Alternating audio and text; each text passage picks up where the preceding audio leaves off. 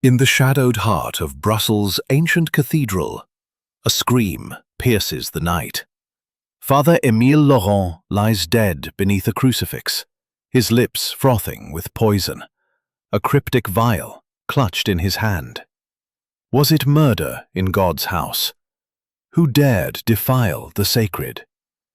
Hercule Poirot, summoned from retirement, steps into a web of greed, betrayal, and a lost relic. As whispers of conspiracy echo through the Gothic arches, a killer watches from the darkness. Can Poirot's little grey cells unravel the truth before another falls? The cathedral holds its secrets, but not for long. Chapter 1. Shadows in the Sanctuary. The Cathedral of St. Michael and St. Gudula stood resolute against the Brussels skyline, its twin Gothic spires clawing at the heavens through a veil of November fog in 1935. Rain, relentless and cold, drummed upon the ancient stonework, its cadence mingling with the fading notes of vespers that had only moments ago filled the sacred space. Within the cavernous nave, where candlelight danced in tremulous pools, Father Émile Laurent knelt before the high altar. At 60, his silver hair framed a face etched with decades of devotion, his hands clasped around a rosary, worn smooth by years of prayer. To the parishioners, he was a beacon of piety, a man whose secret acts of charity, food for the destitute, shelter for the displaced, had earned him near sainthood in their eyes. Yet beneath the cathedral's vaulted arches, whispers of discord lingered, rumors of jealousies and hidden sins that even the sanctity of stone could not suppress. The last worshipper, a widow cloaked in black, slipped out into the storm, her footsteps echoing faintly before the heavy oak doors groaned shut. Silence descended, broken only by the drip of wax and the distant howl of wind through the clear-story windows. Father Laurent, alone now, rose slowly, his knees creaking from the cold flagstones.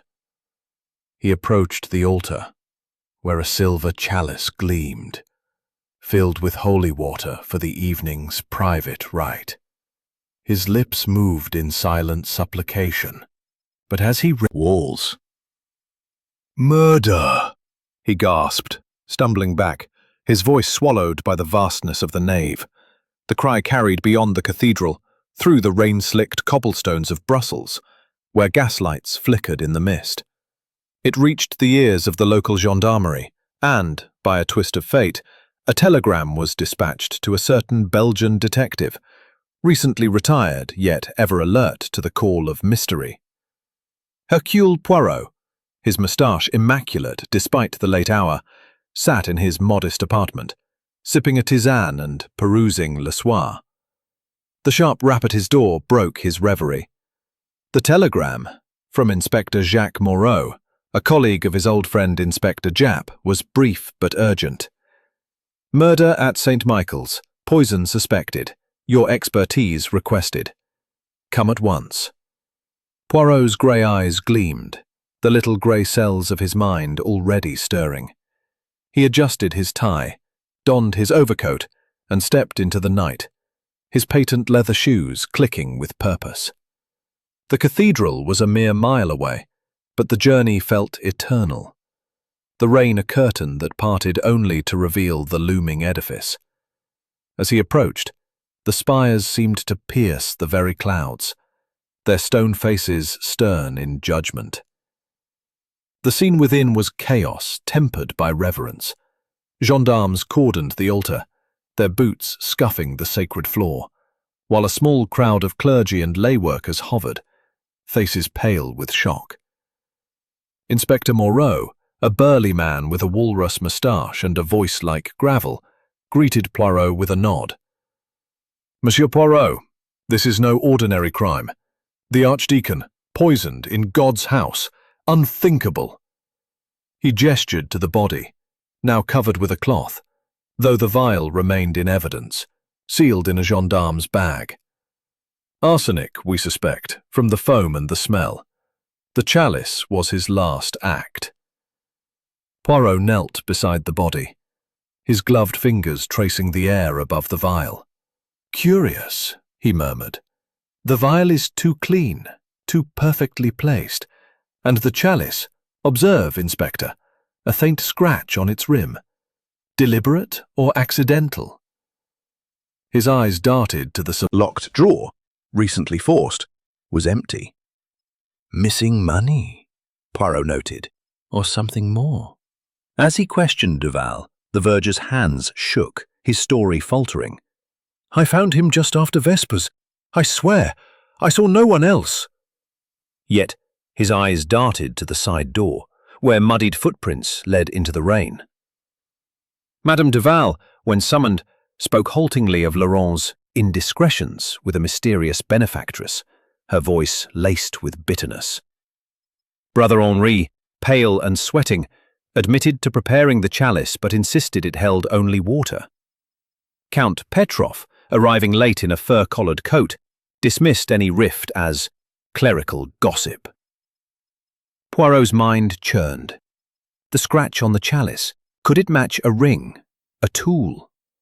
The vial, so conveniently found, seemed a planted clue, a red herring to mislead.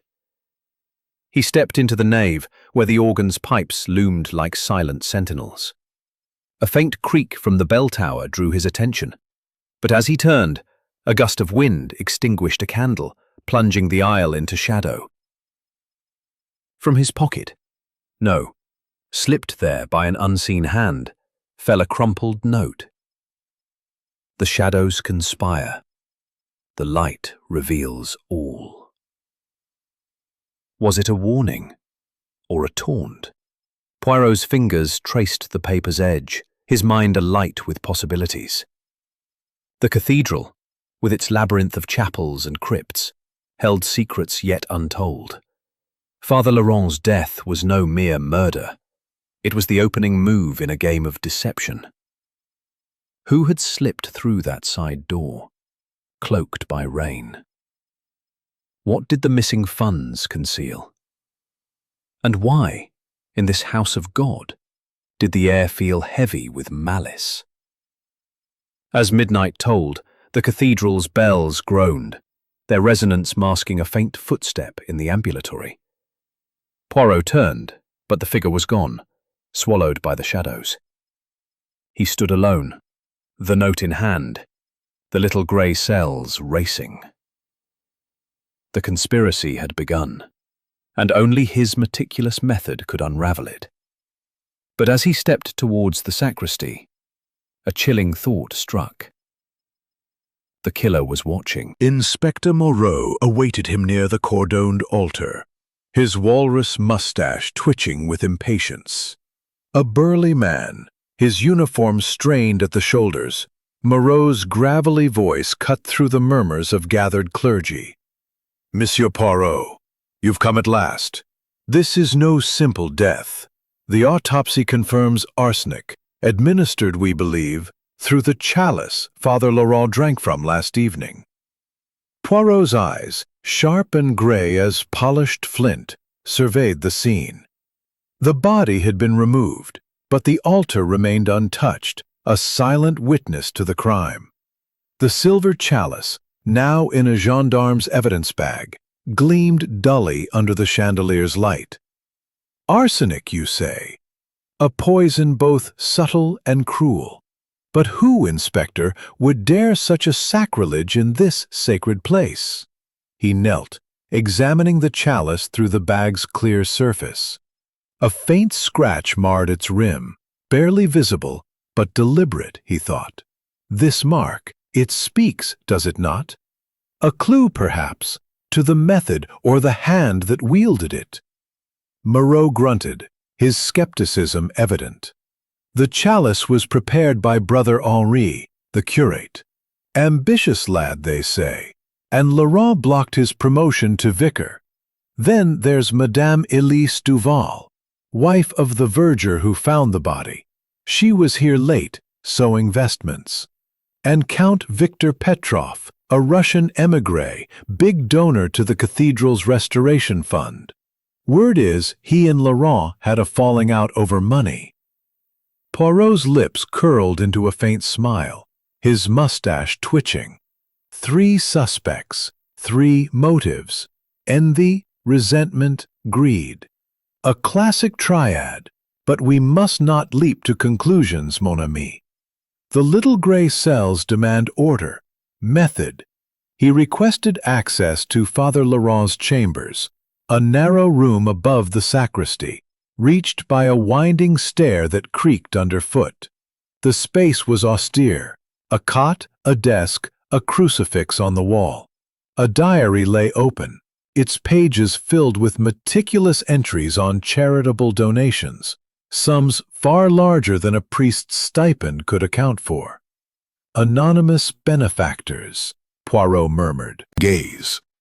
And where were you, Brother Henri, after Vespers? Henri stammered. In the choir loft, praying. Alone, he added, with no one to confirm. Poirot's smile was enigmatic. Prayer is a private matter, but alibis, they require witnesses. Next came Madame Elise Duval, a woman of 40 with calloused hands and a guarded expression. Her dark hair was pinned tightly, her apron still dusted with thread from her work. I was mending vestments in the side chapel, she said, her voice low. My husband, Gaston, found Father Laurent. I heard his cry and ran to help. But her eyes flickered when Poirot pressed further. They say Father Laurent knew secrets, madam. Perhaps about a certain benefactress? Her cheeks flushed. Gossip. He was generous, yes, but some whispered he favored a mysterious woman, giving her funds meant for the poor. Her tone held a bitter edge, and Poirot's mind catalogued it. Resentment, perhaps, or something deeper. Count Victor Petrov entered last, his fur-collared coat a stark contrast to the clergy's simplicity. A Russian émigré, his aristocratic bearing was marred by a nervous tic in his left hand, which clutched a cigar. Laurent and I quarreled, yes, he admitted, his accent thick. He accused me of mismanaging donations. Absurd. I gave thousands to this cathedral. Poirot's gaze lingered on the Count's signet ring, its crest glinting. Could it match the chalice's scratch? And where were you, monsieur, when the Archdeacon met his end? In my hotel, dining, Petrov replied smoothly. My driver can confirm. But his eyes darted to the sacristy door, as if expecting interruption. Poirot made a mental note. Verify the alibi. As the interviews concluded, Poirot wandered the nave, his cane tapping rhythmically. The cathedral's vastness seemed to mock the smallness of human deceit. He revisited the altar, where the candles had burned low, their wax pooling like frozen tears. The scratch on the chalice nagged at him. A tool, one from his pocket. This one read, "The light reveals all." Planted like the vial? Or a genuine clue? He tucked it away, his mind racing. The cathedral's side door, barely used, showed signs of recent passage, a smudge of mud, a broken cobweb. Someone had fled into the night, unseen, but not unnoticed. As Poirot prepared to leave, Inspector Moreau approached, his face grim. We found something in the crypt, a ledger hidden behind a loose stone, payments, large ones, to names we don't recognize. Laurent's doing, or someone else's? Poirot's mustache twitched. The little gray cells, they begin to see a pattern, a web, Inspector, with our victim at its center, or perhaps its prey. The cathedral bells tolled noon, their resonance vibrating through the stone. Poirot stepped outside, the rain now a drizzle, but the air grew heavier. A shadow moved in the bell tower, a fleeting silhouette against the stained glass. He turned, but it was gone. Then from his pocket, slipped there by an unseen hand, a third note. Beware the confessor's booth. Poirot's heart quickened, not with fear, but with the thrill of the chase. The killer was bold, taunting him with riddles. He glanced at the cathedral, its spires now clear in the breaking fog. A game, mes amis, he murmured, but Hercule Poirot does not lose. As he walked away, the creak of a rope in the bell tower echoed faintly, a sound that promised danger or revelation. The conspiracy was deepening, and the next clue awaited in the shadows. Chapter 3. Whispers Among the Pews. The sacristy of the Cathedral of St. Michael and St. Gudula was a cocoon of silence, its air thick with the scent of aged linen and polished wood. The morning light of November 1935 filtered through narrow windows, casting slanted beams across the hanging vestments, which swayed like ghosts in the draught. Hercule Poirot stood at the center, his small frame commanding the room as he faced the gathered suspects. His patent leather shoes gleamed, his mustache twitched with purpose, and his gray eyes, sharp as a hawk's, missed the choir loft, alone, without witnesses. Prayer, you say, Poirot mused, but solitude is a poor alibi. Next, Madame Elise Duval, the verger's wife, stepped forward, her hands clasped tightly, calloused from years of stitching vestments. Her dark eyes met Poirot's with a mix of defiance and fear. I was in the side chapel, mending a chasuble, when my husband found Father Laurent. I heard his cry and ran to the nave. Her voice was steady, but Poirot caught the flicker of her gaze toward the sacristy door. Madame, you mentioned yesterday a benefactress tied to Father Laurent. What more do you know? Her lips tightened. I overheard him arguing with Count Petrov days before. Something about forged documents and misspent funds. Laurent was no saint, despite his robes. The accusation hung heavy, and Poirot noted her clenched fists, a sign of suppressed emotion, anger, or guilt. Count Victor Petrov, the Russian émigré, entered with a swagger, his fur-collared coat an affront to the sacristy's austerity. His cigar, unlit, rolled between his fingers, betraying a nervous tick. "This is nonsense," he barked, his accent thick with indignation. "Laurent was my confidant, aiding my exile affairs. We disagreed, yes, but murder? Absurd." Poirot's eyes lingered on the Count's signet ring, its crest a possible match for the chalice's scratch. "And where, monsieur, were you at the hour of vespers?" Petrov claimed he was at his hotel, dining, but his driver's name, offered as an alibi, was vague. "We shall verify, Count Petrov," Poirot said, his tone deceptively mild. As the suspects dispersed, Poirot lingered, his cane tapping thoughtfully. He requested access to Laurent's diary again, poring over its entries. The archdeacon's background emerged in fragments. Orphaned young, he had climbed the ecclesiastical ladder through cunning and charm, amassing wealth via anonymous donors. His significance, Poirot learned, extended beyond charity. He was rumored to be the guardian of a medieval relic, a golden chalice from the Crusades, said Moreau, who had joined him, his walrus mustache bristling with frustration. But who? The ledger from the crypt, found the previous day, detailed payments to unfamiliar names, hinting at a larger scheme. Perhaps Laurent had been skimming funds, or worse, laundering them for illicit purposes. Poirot's method was meticulous. Observe the gestures, the hesitations, the unspoken truths. He noted Madame Duval's nervous glance at her husband, Gaston, the verger, whose own alibi, cleaning the ambulatory, was unconfirmed. Count Petrov's cigar hand trembled when pressed about the forged documents. Sister Therese's beads clicked faster under scrutiny. Each suspect bore the weight of secrets, but whose ran deepest? As the group dispersed, Poirot wandered the nave, the cathedral's silence pressing against him. The stained glass windows glowed faintly, their saints gazing down in judgment. A faint sound, footsteps, echoed from the crypt below. Curiosity piqued, Poirot descended the narrow stone stair, his cane steadying his steps. The crypt was damp, its air heavy with the scent of earth and time. A loose stone, already noted by Moreau, concealed nothing new, but a hidden passage caught his eye, its iron door slightly ajar. He stepped inside, his lantern casting long shadows.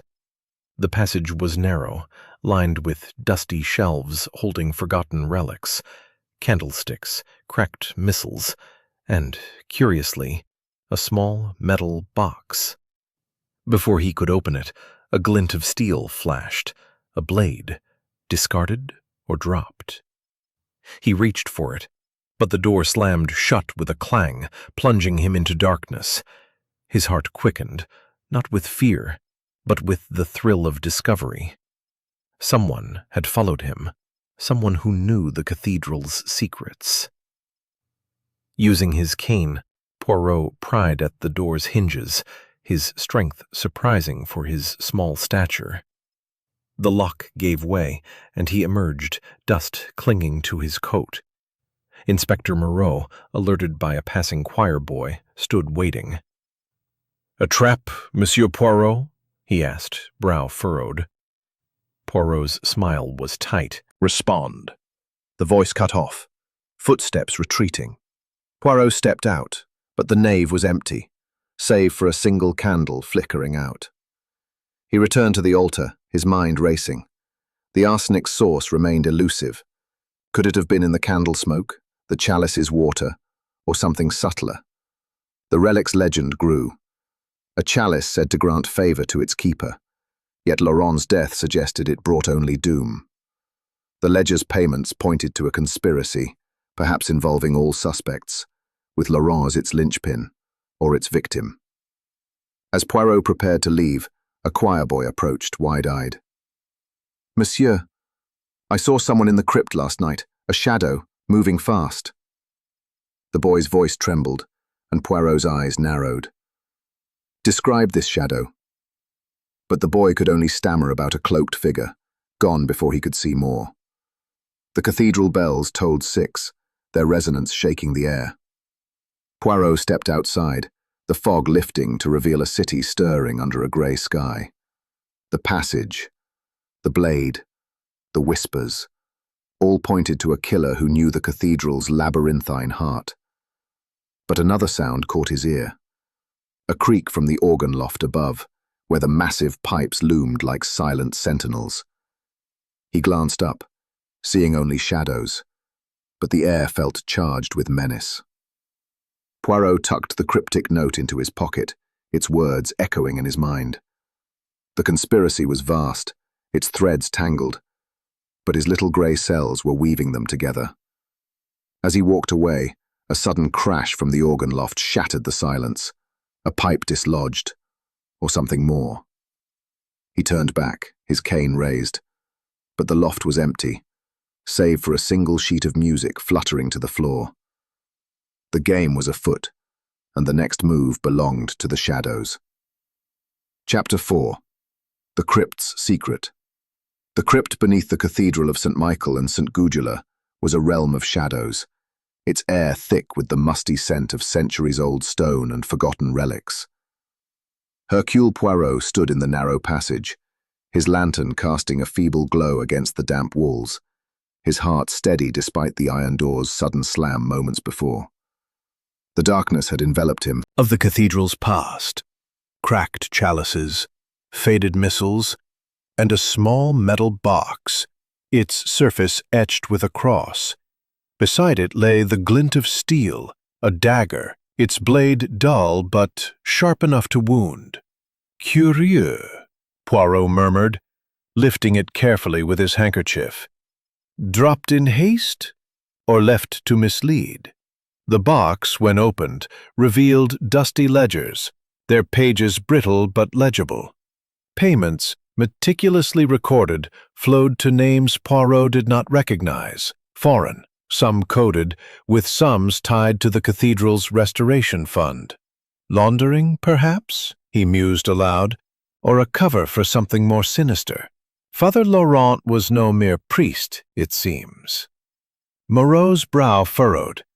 The missing funds, thousands of francs, could the Count be involved? Petrov's wealth is murky, tied to Russian exiles. Poirot nodded, his mind tracing connections to Count Victor Petrov, whose signet ring might match the chalice's scratch. Emerging from the crypt, Poirot summoned the suspects for further questioning, this time in the chapter house, a stone-walled room where the clergy once debated doctrine. Brother Henri, the ambitious curate, entered first, his eyes darting like a cornered animal's. "I swear, Monsieur Poirot, I know nothing of the crypt." His voice trembled as Poirot pressed about the evening of the murder. "You prepared the chalice, Brother Henri, and yet you were seen near the altar after vespers. By whom, you ask? A choir boy, whose eyes are sharper than your alibi." Henri paled, admitting he lingered to adjust the candles, but insisted he saw no one else. Poirot's gaze lingered on the curate's hands, which clutched a rosary too tightly. Madame Elise Duval followed, her sewing calloused hands clasped in defiance. "I was in the side chapel as I told you," she said, her voice sharp. But Poirot's question cut deeper. "And what of Father Laurent's secrets, Madame? You spoke of his indiscretions. Did they touch you personally?" Her eyes flashed, and after a pause she confessed. "He knew of a theft from my youth, a trinket from the cathedral, taken to feed my son." Laurent chalice's scratch. Sister Therese, the stern nun overseeing the choir, was last. Her rosary beads clicked rhythmically, a metronome to her measured words. "The relic you seek, the golden chalice, it is a myth," she insisted when Poirot raised the rumor. "Father Laurent promised funds for my orphanage, then withdrew them. I was angry, yes, but murder? I am a servant of God." Her eyes, however, avoided his, and the beads clicked faster. Poirot's method relied on such tells. Her piety, he suspected, masked a deeper grievance. The investigation deepened as Poirot returned to the nave, where evening prayers had begun, their chants rising like a tide. The relic's legend grew in his mind. A golden chalice from the Crusades, said to confer ecclesiastical favor, perhaps hidden by Laurent to protect or exploit its power. The ledgers suggested a smuggling ring, with Petrov's wealth and Laurent's connections at its heart. But how did the poison reach the chalice? The scratch, perhaps from a ring, a tool, or a deliberate mark to distract, nagged at him. He revisited Laurent's chambers, finding a hidden page in the diary's binding, torn but legible. "The shadows conspire. Beware the confessor." The same phrase as the note slipped into his pocket, but this was in Laurent's hand. A warning to himself, Poirot whispered, or to another. The missing funds, the relic, the poison, all pointed to a conspiracy with Laurent at its center, perhaps as victim or orchestrator. Poirot's interviews continued. Gaston Duval, the verger, emerged as a fifth suspect. His jealousy over Laurent's rumored affection for his wife, a potent motive. "He stole her heart," Duval spat when pressed, his lantern shaking in his hands. Poirot noted the oil in Duval's lantern matched a residue on the chalice's base. Coincidence or evidence? Madame Duval, questioned again, admitted to overhearing Laurent and Petrov in a heated exchange about foreign agents, using the cathedral as a drop point. Laurent was no saint, she said bitterly. Screen, urgent, fragmented. The relic, betrayal, the light reveals. The voice cut off, footsteps retreating into the nave. Poirot emerged, but the booth was empty, save for a single rosary bead on the floor. Sister Theresa's? He followed the sound of footsteps, faint but deliberate, toward the side chapel. There, a hidden compartment in the altar caught his eye, its panel slightly ajar. Inside, a velvet cloth, empty but bearing the imprint of a chalice. "The relic was here," Poirot whispered, his heart quickening. But before he could investigate further, a shadow moved in the ambulatory, a cloaked figure, swift and silent. He gave chase, his cane tapping rapidly, but the figure vanished through the side door, leaving only a muddy footprint. Returning to the chapel, Poirot found a new clue, a torn scrap of paper, wedged in the compartment, bearing the words, "Petrov knows." Was the Count the mastermind, or another pawn? The ledger's payments, the relic's absence, the poisoned wick, all pointed to a conspiracy with multiple players, each with motives intertwined. Greed for Henri, revenge for Madame Duval, power for Petrov, betrayal for Thérèse, jealousy for the verger. As the cathedral bells tolled midnight, their resonance shook the air. Poirot stood in the nave, the cryptic notes in his pocket burning with significance. The killer was close, watching, taunting him with riddles. He glanced at the organ loft, its pipes looming like silent judges. A faint creak sounded above, and his eyes narrowed. "The game grows dangerous," he murmured, tucking the scrap of paper away. As he stepped toward the sacristy, a sudden crash echoed from the bell tower, a rope snapping, or something heavier. Poirot's cane paused, his senses alert. The shadows were conspiring, but the light, as the note promised, would reveal all. The killer had made their move, and Poirot's next step would bring him closer to the truth, or to danger. Chapter 5. Melody of Deception. The organ loft of the Cathedral of St. Michael and St. Gudula loomed high above the nave, its massive pipes gleaming faintly in the dim light of November 1935. Hercule Poirot ascended the Scene, landing on a single footprint in the dust, small, feminine, with a delicate heel. "Sister Therese, perhaps?" he murmured, his mustache twitching. "Or Madame Elise Duval, whose organ-playing skills were known among the clergy." No one was in sight, but the air felt charged, as if the loft held secrets it was reluctant to yield. He knelt, examining the footprint closely. The heel bore a faint cross pattern, unlike the plain boots of the choir nuns. "Curieux," he whispered, tucking a scrap of sheet music into his pocket. Its margin bore a penciled note. "Meet at vespers, a rendezvous, or another taunt from the killer." Poirot descended, his mind racing, and returned to his modest hotel room to review the mounting evidence. The arsenic-tainted chalice, the missing restoration funds, the rumored relic chalice, the cryptic notes, all pointed to a web of deceit, with Laurent at its heart. In his room, Poirot spread out his notes, the diary's torn page, and the ledgers from the crypt. Laurent's entries hinted at a fatal conspiracy involving all suspects: Brother Henri's ambition, Madame Duval's resentment, Count Petrov's wealth, Sister Therese's spurned charity, and the verger Gaston Duval's jealousy. The poisoned vial in Henri's quarters, too conveniently placed, was a red herring, but the chalice's scratch and the candle wick's bitter residue suggested a subtler method. The poison, Poirot mused, was timed, perhaps inhaled or absorbed. The wick, it speaks to me. He summoned Madame Duval for a second interview, meeting her in the sacristy, where vestments hung like silent witnesses. Her dark eyes were guarded, her hands twisting a handkerchief. "Madam, you play the organ, do you not?"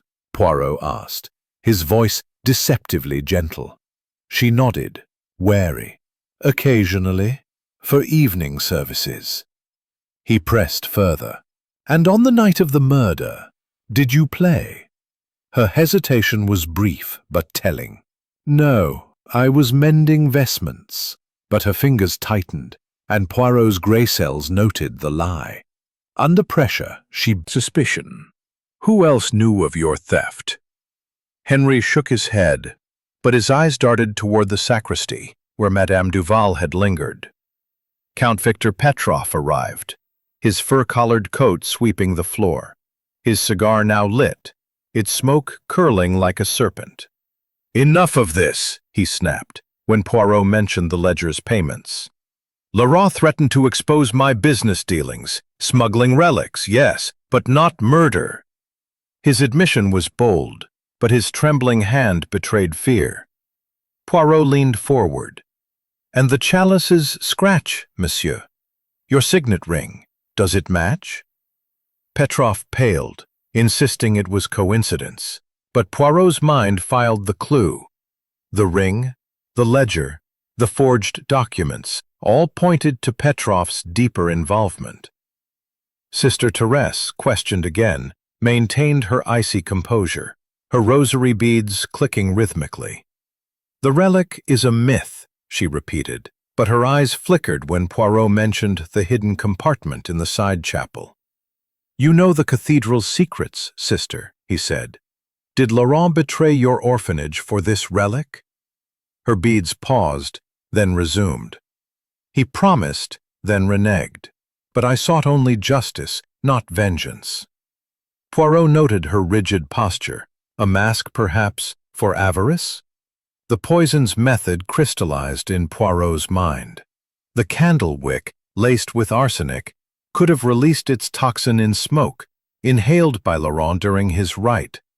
The chalice's water was clean, but the air around it was not. He requested the wick be tested, though Moreau, skeptical, grumbled about the cost. Patience, Inspector, Poirot said. The truth, it is not cheap. As midnight approached, Poirot wandered the nave, the cathedral's shadows dancing under moonlight. The organ pipes loomed above, their silence heavy with secrets.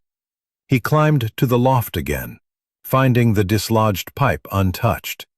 A closer look revealed a faint residue on its rim, arsenic, perhaps, carried by the organ's bellows? The footprint's cross-patterned heel nagged at him, pointing to Madame Duval, but Sister Therese's access to the loft could not be ignored. Followed. The choir boy saw her enter. Therese rose, her composure cracking. I am no murderer, she cried, but her bundle, a cloth concealing papers, slipped to the floor. Poirot glimpsed a signature, Petrov's. The relic's discovery shifted the case. Was it the motive, or another distraction? The ledgers, the payments, the poison, all pointed to a conspiracy with multiple players. Madame Duval's footprint, Henri's confession, Petrov's smuggling, Therese's relic, Gaston's jealousy, each thread wove a tapestry of deceit. The candle wick's arsenic, if confirmed, would tie the method to the loft, implicating someone with access. Poirot's grey cells worked furiously.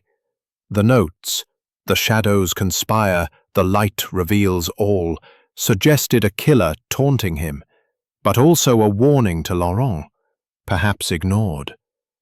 The confessional whispers, the crypt's blade, the chapel's compartment, all were pieces of a puzzle, but the final shape eluded him. He requested Moreau guard the relic, now in evidence, and test the wick urgently. As the cathedral bells tolled one, their resonance vibrating through the stone, Poirot stood in the nave, the relic's gleam etched in his mind. The killer was close, their moves bold, yet desperate. He glanced at the organ loft, its shadows still. But a faint creak from the bell tower drew his attention. A rope? Or something heavier? He moved toward the stair, his cane poised, when a shadow flickered above, swift and silent. Poirot paused, his heart quickening with the thrill of the chase. The conspiracy was unraveling, but the killer was not done. The relic, the funds, the poison, all were weapons in a game of deception. And the next move would be deadly. As he climbed the tower stair, a gust of wind extinguished a candle below, plunging the nave into darkness. The melody of deception played on, and Poirot's little grey cells were its only counterpoint. Chapter 6. The Relic's Curse. The side chapel of the Cathedral of This chalice belongs to your family. Explain. Her eyes, usually stern, glistened with tears. It was stolen from my estate years ago, a relic from the Crusades, entrusted to my ancestors by the Church. Laurent found it, kept it hidden, promising to return it, but he lied, using it for his own ends. Her voice broke, but Poirot noted the edge of obsession in her words.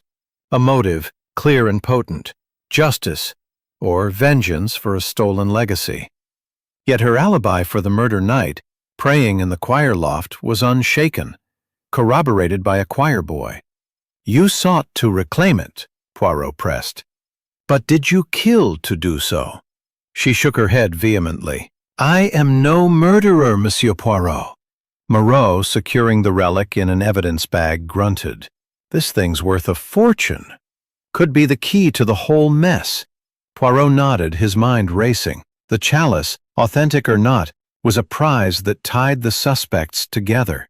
Brother Henri's ambition, Madame Elise Duval's resentment, Count Victor Petrov's wealth, Sister Theresa's heritage, and Gaston Duval's jealousy. But was it the motive, or another distraction in a web of red herrings? Poirot requested the relic be analyzed, suspecting it might be a forgery meant to deceive. If it is genuine, he murmured, its value explains much.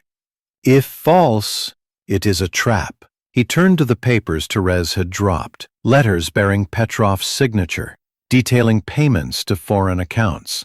Smuggling, Poirot said, his mustache twitching. Laurent was no mere priest, but a broker in shadows. Returning to the nave, Poirot summoned the suspects again, this time to the chapter house, its stone walls echoing with the weight of their secrets. Brother Henri entered, his face pale, his hands clutching his cassock. The vial in my quarters, he stammered before Poirot could speak. I admitted planting it, but I know nothing of this relic. Poirot's eyes narrowed. And yet, Brother Henri, your access to the altar gave you opportunity. The chalice's scratch. Does it match a tool you used? Henri shook his head, but Poirot produced a magnifying glass, barked when Poirot mentioned the papers. Laurent was my ally, not my enemy. Yes, I dealt in relics, business, not crime. But under Poirot's relentless questioning, he cracked. Admitting Laurent threatened to expose his smuggling ring to the authorities. He wanted a cut, Petrov spat, his signet ring glinting. Poirot leaned forward. And the scratch on the chalice, monsieur? Your ring, perhaps, in a struggle? Petrov's face reddened, but he insisted it was an accident, his alibi still resting on his driver's word. Poirot's method was surgical. Observe, deduce, eliminate. The chalice's scratch matched Petrov's ring, confirmed by a jeweler's loupe, but fingerprints on the planted vial, revealed by Moreau's forensic team, were Madame Duval's. I was framed, she cried when confronted, her composure shattering. Someone used my sewing kit to handle it.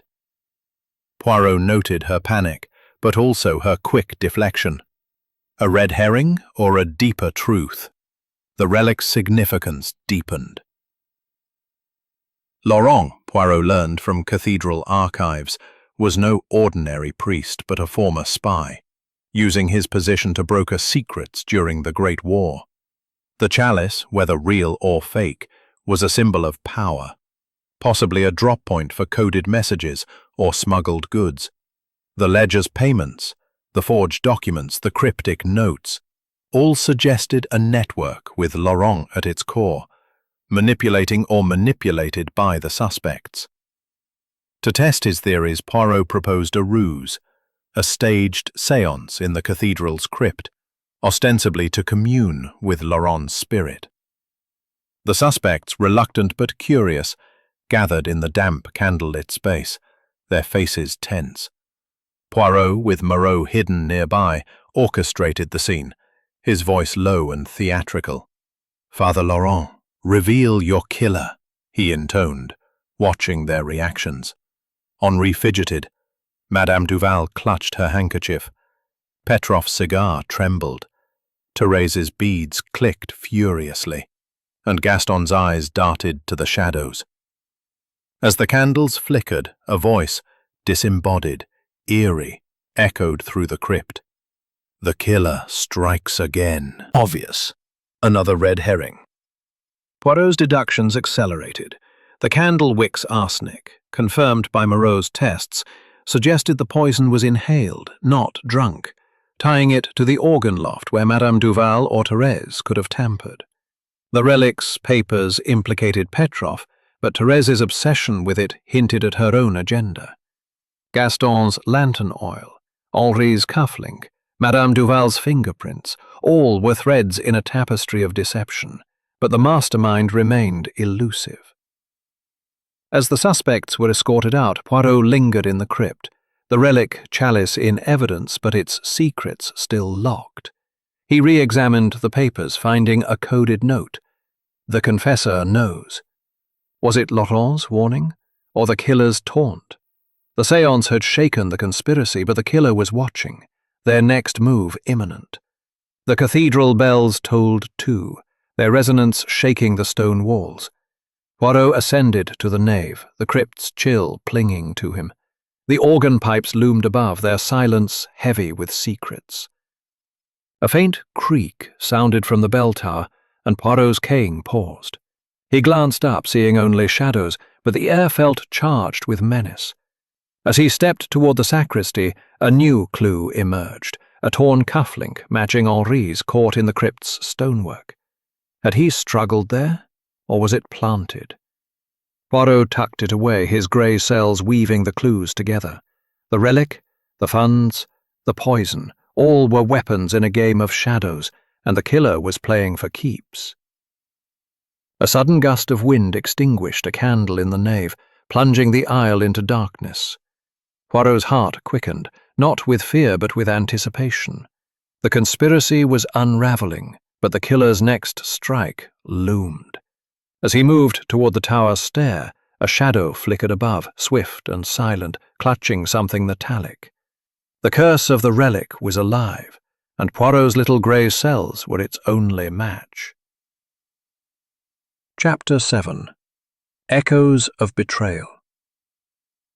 The crypt of the Cathedral of St. Michael and St. Gudula was a vault of secrets, its stone walls reverberating with the echoes of the staged séance that had just plunged the investigation into chaos. Hercule Poirot knelt beside Brother. "Who did this, Poirot?" Moreau demanded. "The same hand that poisoned Laurent?" Poirot's smile was enigmatic. "The haps are a pawn in their game. The little grey cells, they see a pattern." He examined the vial found near Henri, its contents matching the arsenic trace but too conveniently placed, a red herring, like the one in Henri's quarters. The séance, meant to provoke, had succeeded, flushing out the killer's fear of exposure. Poirot gathered the suspects in the nave, their faces taut with tension. Brother Henri, recovering, clutched his rosary, his eyes darting. Madame Elise Duval twisted her handkerchief, her dark eyes avoiding her husband, Gaston, whose trembling hands betrayed more than age. Count Victor Petrov's cigar smoke curled like a warning, his signet ring glinting as he shifted uneasily. Sister Thérèse's beads clicked rhythmically, her stern face a mask of piety. The relic chalice, now in evidence, loomed in their minds, its golden promise a motive for murder. "Mes amis," Poirot began, his voice cutting through the cathedral's silence. "The conspiracy tightens. Brother Henri survives, but the killer meant to silence him, or us all." He produced the crypt's ledger, its pages detailing payments to all suspects, Laurent at the center. Father Laurent was no mere priest. A spy in his youth, he wove a web of secrets, funds, relics, betrayals. Each of you had reason to wish him gone. Madame Duval broke first, her voice trembling. "Laurent's negligence killed my son years ago. A charity he funded failed to save him. I hated him, yes, but I did not poison him." Her tears were genuine, but Poirot noted her clenched fists, a sign of rage suppressed. He turned to Gaston, the verger, whose lantern oil matched the chalice's residue. "And you, monsieur, envied Laurent's hold over your wife. Did you act to reclaim her?" Gaston's face reddened. "He stole her affection, but I'm no killer." His alibi, cleaning the ambulatory, was unconfirmed, and Poirot's grey cells catalogued his desperation. Count Petrov, under pressure, admitted more. "Laurent knew of my alter made her a suspect." Poirot's method was relentless. Observe the tells, unravel the lies. The poison's method clarified. The candle wick, laced with arsenic, had released its toxin in smoke, inhaled by Laurent during his rite. Tests confirmed the residue, tying the murder to the organ loft, where Madame Duval or Thérèse had access. But the chalice's holy water, Poirot deduced, was the true delivery, switched by someone with altar access. He confronted Henri again. "You prepared the chalice, brother. Did you tamper with it?" Henri's confession was halting. "I checked it. Yes, but I swear it was clean." His cufflink, found in the crypt, suggested a struggle, or another planted clue. Gaston Duval's role grew clearer. His lantern oil, a rare blend, matched the chalice's residue, implicating him or his wife. "I cleaned the altar that day," he admitted, his voice shaking. "But I saw nothing unusual." Poirot's eyes narrowed. "And yet, monsieur, your oil betrays you. Did you act for love or jealousy?" Gaston's silence was damning, his gaze fixed on Madame Duval. The relic's papers, bearing Petrov's signature, pointed to a smuggling ring, with Laurent as broker or blackmailer. The cryptic notes, "The shadows conspire, the light reveals all," suggested Laurent knew of the conspiracy, perhaps warning an ally or taunting a foe. The confessional whispers, the crypt's blade, the organ loft's footprint, all were threads in a tapestry of deceit. But the mastermind remained elusive. Poirot's deductions deepened.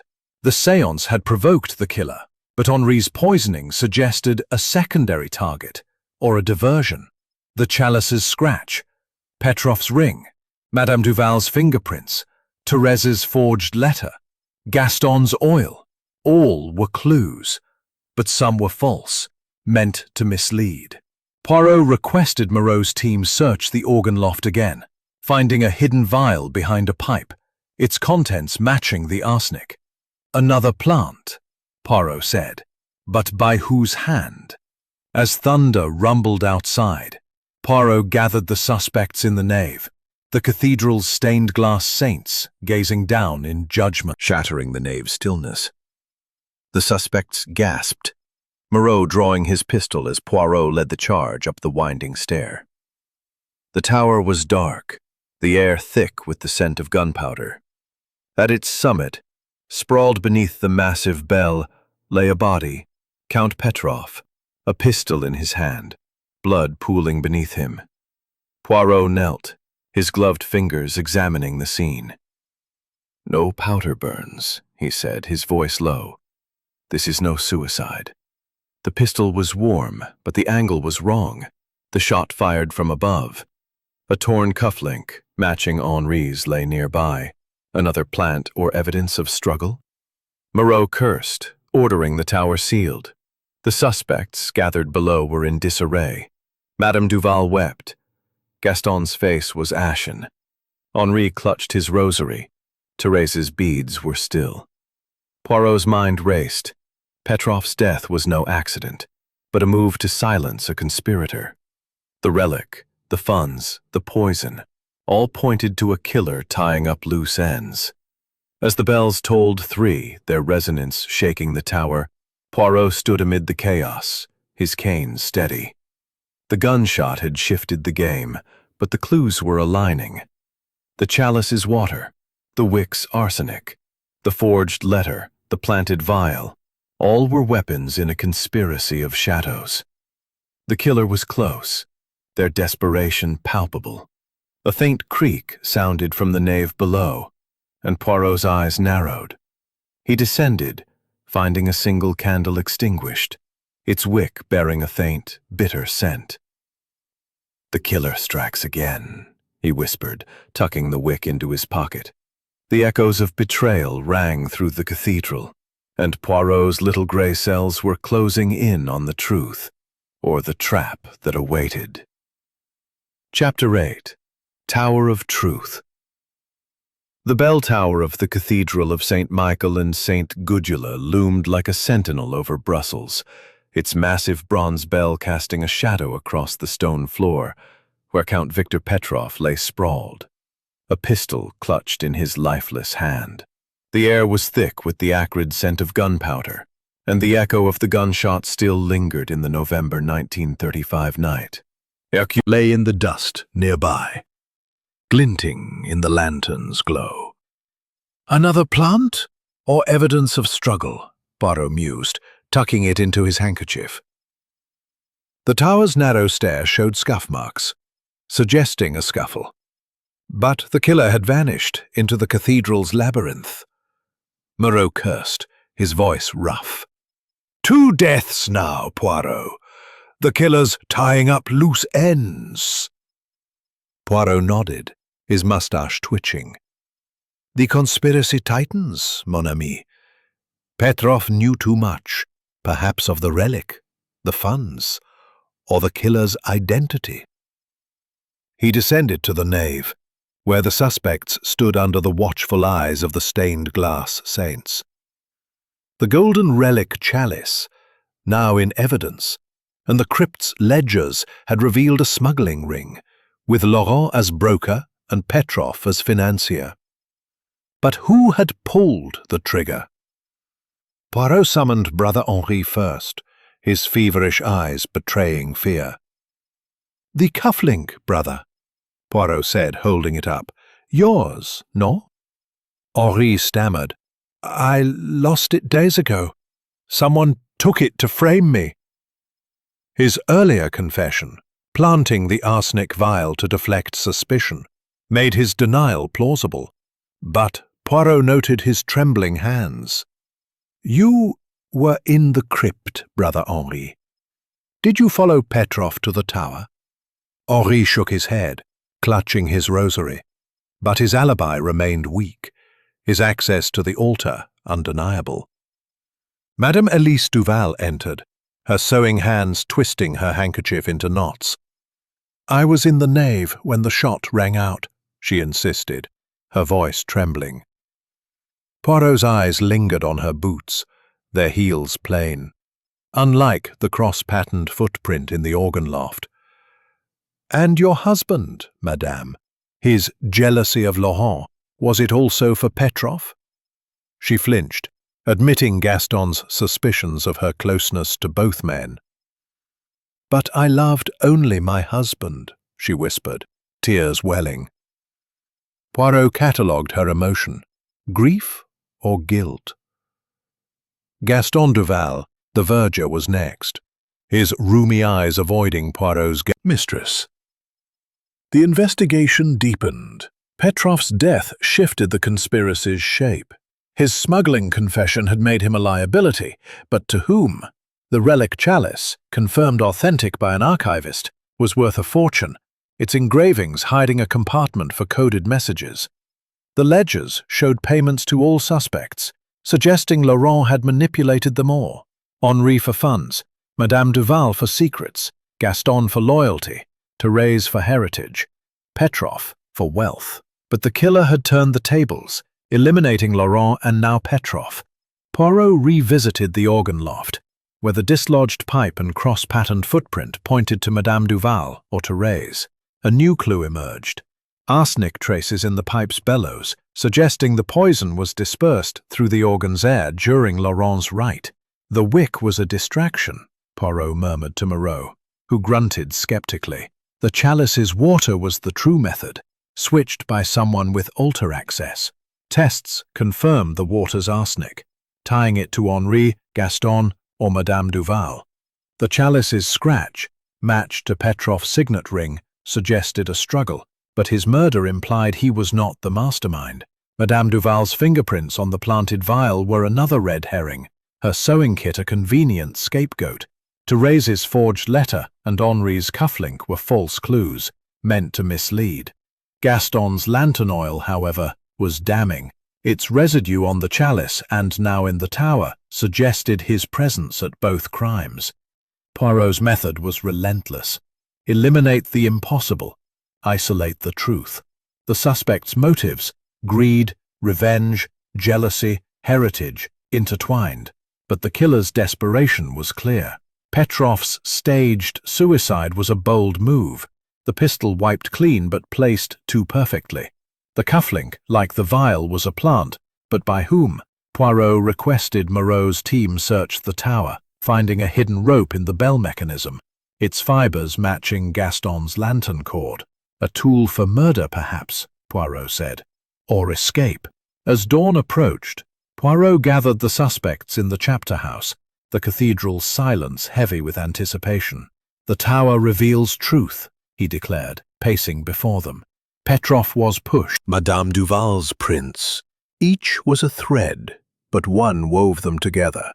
A new clue emerged. A choir boy, trembling, reported seeing Madame Duval in the organ loft days before, her cross-patterned heels unmistakable.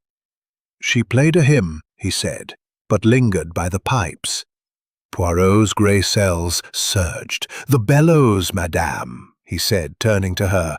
You tampered with them, did you not?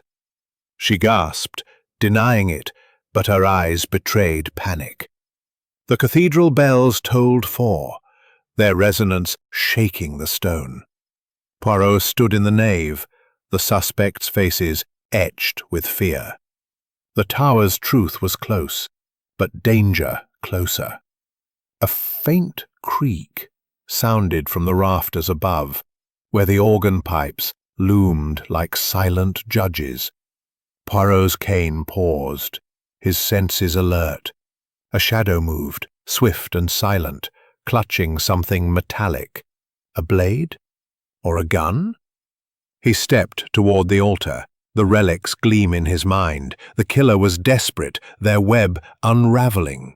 The chalice's water, the bellows' poison, the planted clues, all were weapons in a game of shadows, and Poirot was closing in.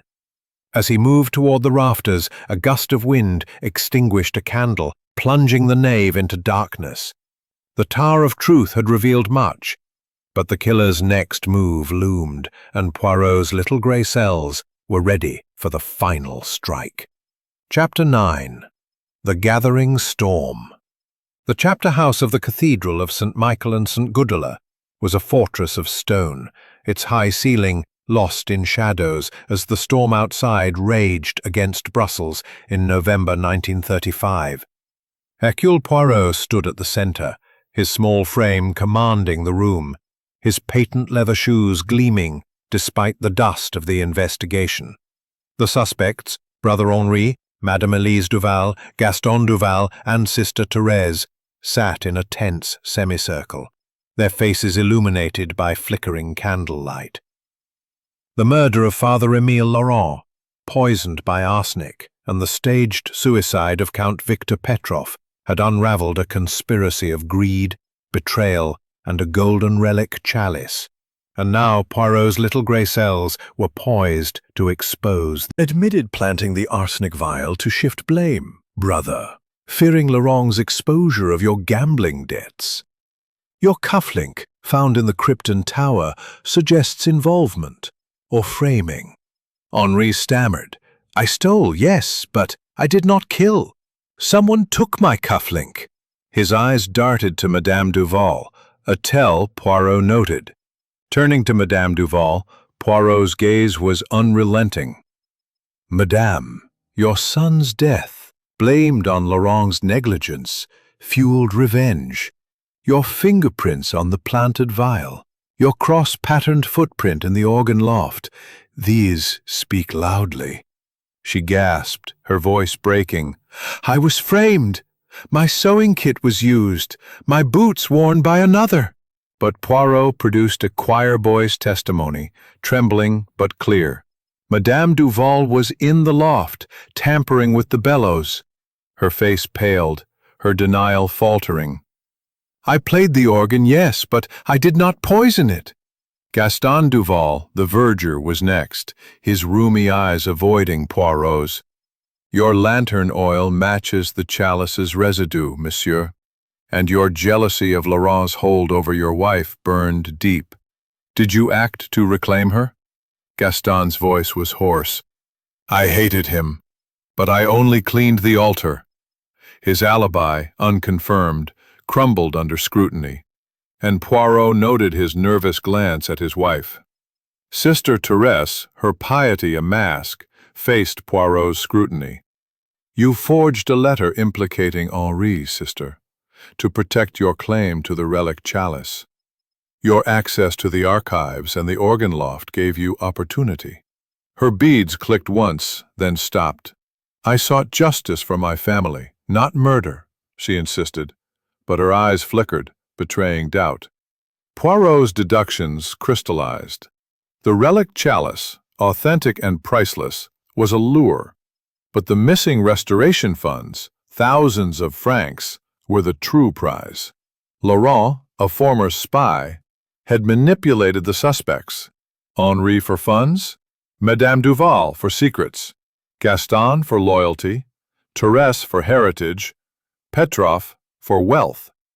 The ledgers, the forged documents, the cryptic notes, the shadows conspire. Knowledge.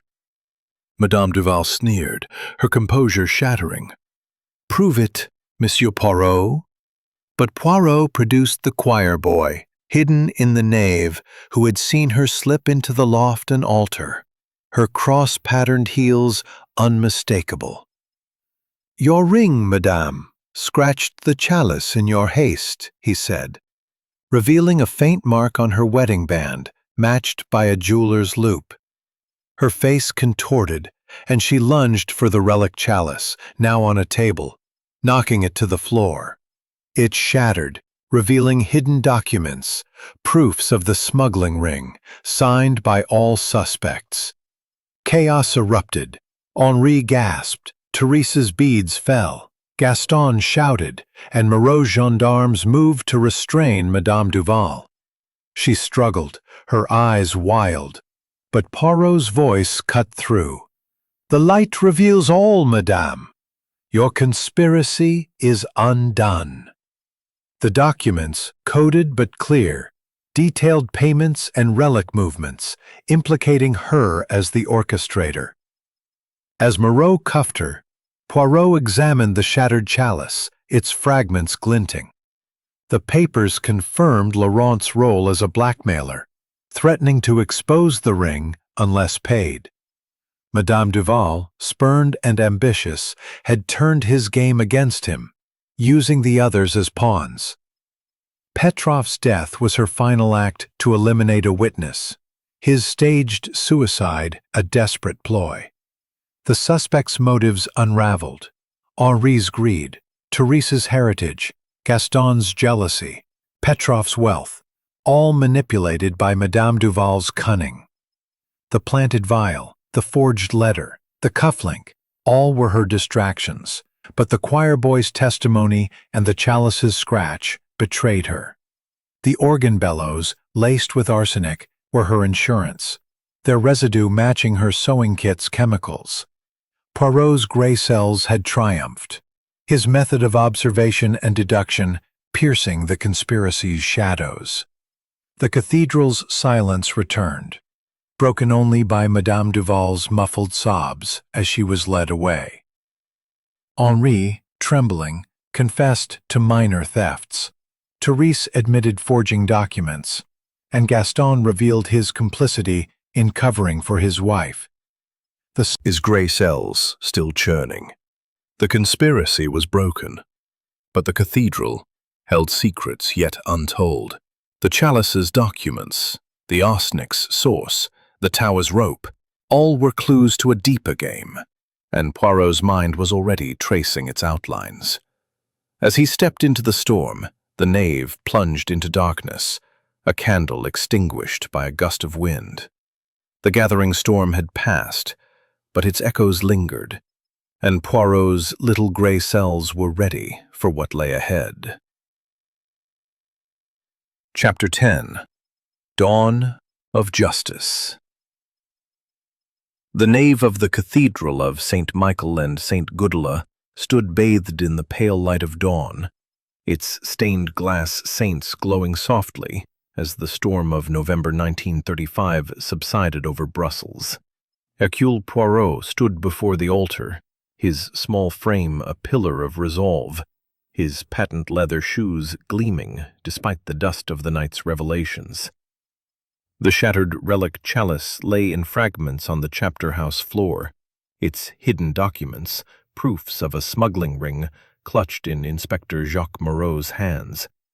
Madame Elise Duval, her wrists bound by handcuffs, glared defiantly as gendarmes flanked her, her role as the mastermind of Father Émile Laurent's murder and Count Victor Petrov's staged suicide exposed.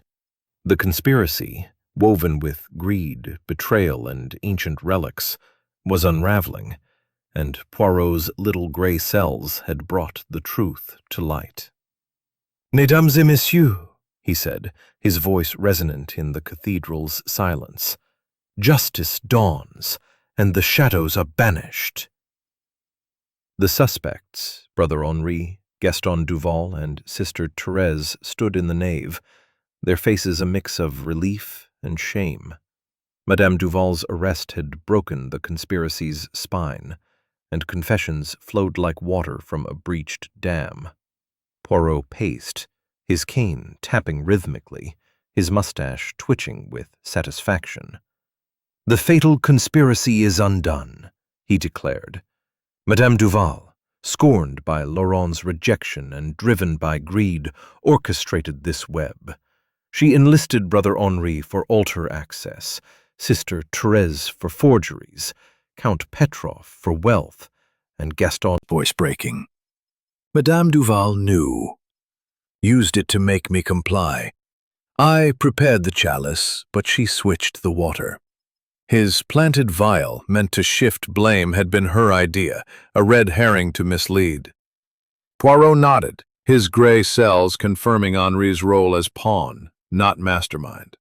Your ambition blinded you, brother, but your confession spares you worse. Sister Therese, her bead silent, admitted her part. I forged the letter implicating Henri to protect the relic, which Laurent stole from my family. Madame Duval promised its return if I helped. Her access to the archives had aided the smuggling ring, her piety a mask for avarice. Poirot's eyes softened briefly. You sought justice, sister, but chose the wrong path. Gaston Duval, the verger, broke down, his rheumy eyes streaming. I suspected Elise's hatred for Laurent, but I covered for her out of love. The lantern oil, it was mine, but she used it to frame me. His jealousy had been manipulated, his loyalty twisted. Poirot's voice was gentle but firm. Your heart betrayed you, monsieur, but your truth aids justice. The documents from the relic chalice, now spread before Moreau, detailed the smuggling ring. Relics and funds moved through the cathedral, Laurent as broker, Petrov as financier, Madame Duval as orchestrator. Laurent, a former spy, had uncovered the ring, demanding a cut, only to be silenced when his greed grew too bold. Petrov's murder was Madame Duval's desperate act to eliminate a loose end, his signet ring's scratch on the chalice, a mark of their final struggle. Poirot's methodology shone logical deduction, psychological insight, and meticulous observation. The chalice's arsenic, confirmed by tests, was delivered via the switched water, the organ bellows a secondary method to ensure death. The planted vial, Henri's cufflink, Therese's forged letter, all were Madame Duval's distractions, dispelled by Poirot's relentless pursuit of truth. The choir boy's testimony, the ring's scratch, the bellows residue, these were the threads that unraveled her web. Moreau, his face Crucifix, its shadow long and steady. The relic chalice, shattered but truthful, had revealed the conspiracy's heart. Laurent's death was revenge for his rejection and greed for the funds. Petrov's was a desperate act to protect the secret. The suspects, manipulated by Madame Duval's cunning, had been pawns in a game of shadows, but Poirot's gray cells had outplayed her. He turned to Moreau, his cane poised. The little gray cells, they never fail, mon ami. Order and method triumph over chaos. Moreau nodded, his gruff exterior softened by respect. You've saved this cathedral's soul, Poirot. The suspects, now confessing fully, were escorted to the gendarmerie, their roles as accomplices clear, but their guilt secondary to Madame Duval's. The bells tolled 6, their resonance vibrating through the stone, a hymn to justice. Poirot stepped outside, the storm's clouds parting to reveal a sky streaked with gold. Brussels awoke, unaware of the drama that had unfolded in its sacred heart.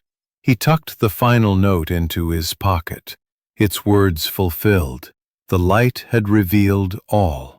Yet a lingering question nagged at him. Had all conspirators been caught? The cathedral's labyrinth held corners yet unexplored, and the shadow in the rafters, seen fleetingly, remained unidentified. Was it a figment, or a final player in the game? Poirot's smile was enigmatic as he walked away, his cane tapping steadily. The truth is clear, he murmured, but the cathedral keeps its secrets. As he reached the cobblestone street, a choir boy approached, his eyes wide. Monsieur, I found this in the loft. He held a single rosary bead, its cross matching Therese's, but its edge was chipped, as if dropped in haste. Poirot's gray cells stirred. Merci, mon petit, he said, tucking it away. The bead was a clue, perhaps to nothing, or to a shadow still lurking. He glanced back at the cathedral, its spires piercing the dawn. The conspiracy was broken, the killer cuffed, the relic exposed. Yet the faint creak of the organ loft,